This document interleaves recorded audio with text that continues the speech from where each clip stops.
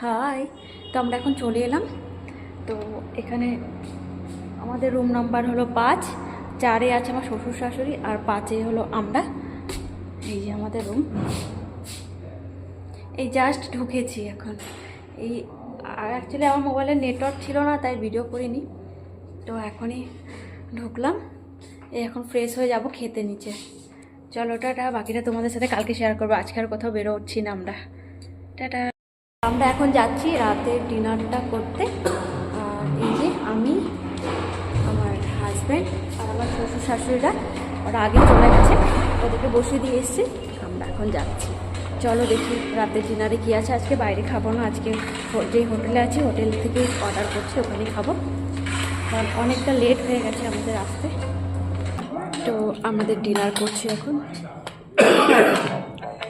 ডিনারে আছে রুটি, সালাদ, ডাল আর একটা সবজি। তার সাথে আছে এখানে ভাত আছে।